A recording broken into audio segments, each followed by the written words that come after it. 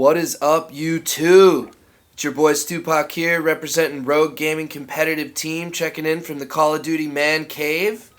And guys, tonight I'm very excited to welcome you back for another episode. It's going to be episode 3 in the series of How to Start a Clan, a step-by-step guide. So in this third episode, guys, we're going to explore the fine print aspects of starting a competitive Call of Duty clan. So, to start off, I want to give you a little bit of background and reasoning behind why this may be the most important part of your early clan building experience. How it can and it will directly affect the success that you have in starting a clan. So, for starters, I'm sure you're wondering what exactly fine print is referring to when it comes to clan creation. So, fine print is written rules, policies, procedures, structure, ranking, roles, responsibilities, and basically any important information relating to your clan. This could range from a mission statement, recruitment process, ranking system, and corresponding responsibilities to rank and how it can grow and get promoted. The reason that this is so important is because it is directly related to how seriously a recruit will take you and in turn your clan. Let me explain this in an example. Say you joined a local football team and you paid your dues and you went on to their website to see when the practice was, but the website was down and under maintenance. When you arrived at your practice, you found that no one was sure where the equipment was located and everyone was sort of standing around doing nothing, waiting for guidance, waiting for a coach. Finally, practice begins, has to immediately pause because the waiver was forgotten to be given out in the email. So, this is just a couple small examples of, what would you really think about this as far as a team? When you join this team and you kind of see all this disorganization and nobody really knows what's going on. From what I gathered in this example, it would be unorganized, it's not well put together, not well maintained, and generally doesn't seem like a team that would be successful and perform well. Why? Well, it's all about having your fine print in order. Having a process set up and established avoids this awkward and poorly organized start. So anyway, I think we have a good base of understanding why this is important. Now let's jump into some of the common things you should have set up before you begin your recruiting process. So you want to do this before you talk to anybody about joining your clan. So these are some important parts of your clan's fine print that you should have prepared. I'm going to kind of go over them one by one. So the first and I would say most important thing is get on social media. Have all this set up before you do any recruiting. Because honestly, it's super important to, even in the recruiting process, to have these social media accounts set up and ready. Discord is obviously the number one place that most gamers like to communicate. This will be like your home base. It allows you to communicate with members from all different platforms and people that don't necessarily feel comfortable communicating on a Facebook or an Instagram. So second would definitely be Facebook. Set up a private member-only group.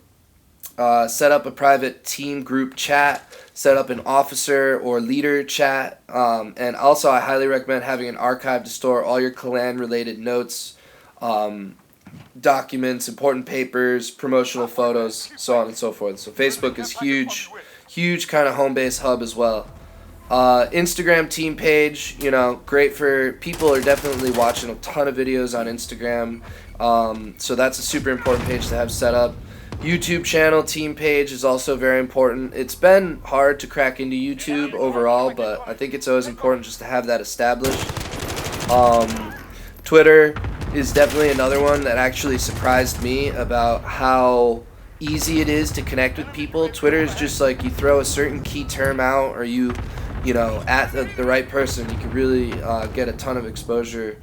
Having a Mixer or Twitch account is also something worthwhile. I know you can broadcast on Mixer right from your Xbox, so it's certainly good to do that and just kind of have that established. New and up-and-coming gamer exposure sites, TikTok, I've learned recently. I would put this on a bottom tier of priority, but it is something that the new and the younger generation of gamers are focusing on.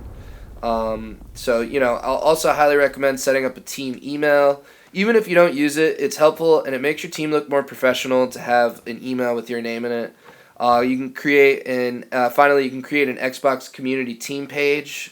This is great if you're creating a looking for group that kind of goes and pings off on everybody's Xbox. Very important thing that you can have help you get exposure. So this is very important because when people see you have these graphics, logos, names, clan tags, Facebook pages, all these things kind of set up, they ultimately are going to take you more seriously and in turn want to be a part of your team. So, I think that's, something that I would say is top priority is having those socials. Number 2, I think it's also important as far as like when you get your early members to have a brief kind of one-page team summary. This is mostly going to be for the leader to distribute to his officers, right? So who are you? What is your clan? What's your team? What is it all about? Is it casual? Is it competitive? Is it core? Is it hardcore? What are your goals? Do you want to go on to MLG or UMG matches? Are you looking to just be supportive gamers, a social platform? What kind of rules are important to your group and should be followed by everyone? What are your core values? What kind of games do you play? What kind of platforms do you use, etc., right? Definitely very important for those early kind of newcoming officers to see so that they know what's going on.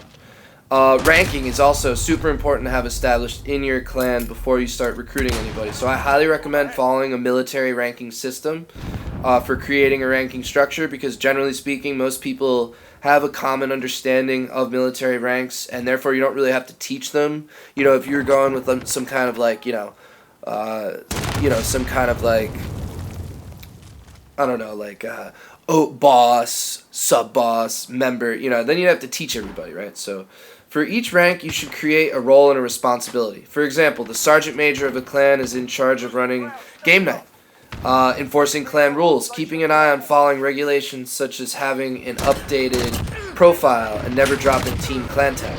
Also, you should create a checklist criteria of how that member can get promoted. So example, as you would list roles and responsibilities, you would also create a way for them to get promoted, which is very important for motivation.